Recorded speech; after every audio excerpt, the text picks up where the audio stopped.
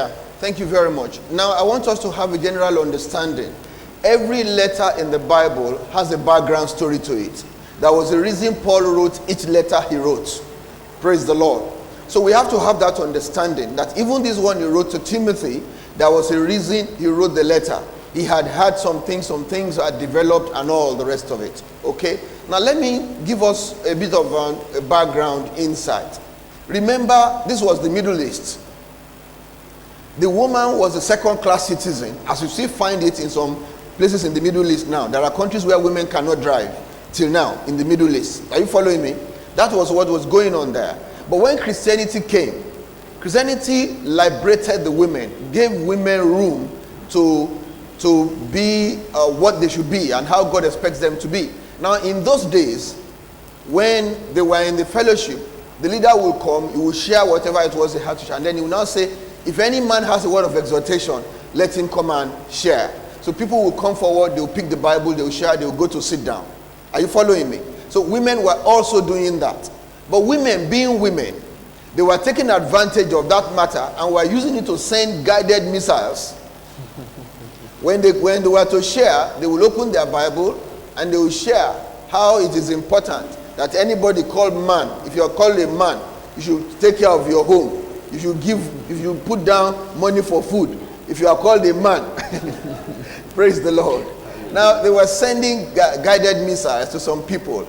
And so, at that point in time, husbands and such were about to ban what they called following the way. They used to call Christianity the way at that time. They were going to ban their women from following this new way called the way. And so Paul and the others had to take steps to ensure that such a thing was not abused. I hope you understand me. That was the background to all of these things. And I have experienced it before.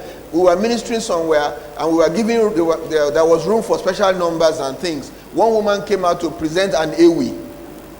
And the Ewi was very interesting. All of us were roaring with laughter and hailing her. But our host pastor wasn't amused. His face was really tight.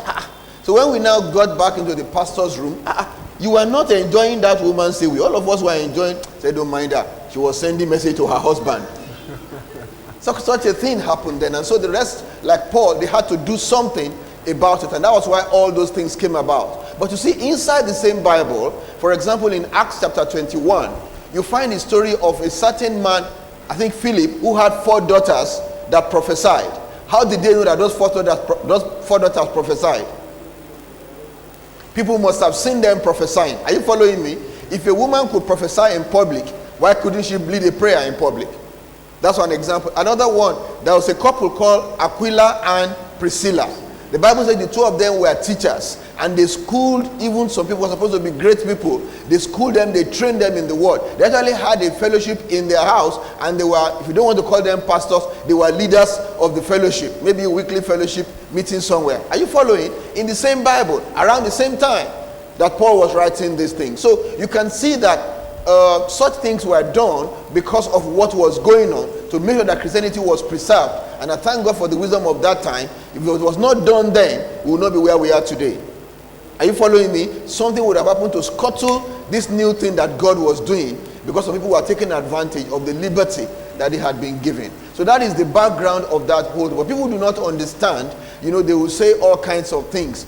For example, I've heard people say, when you pray, you must close your eyes. If not, angels will put their finger into your heart. Have you heard it before? Angels don't go around there making people blind. Praise the Lord. Hallelujah. Amen. Then let's go on. That's interesting.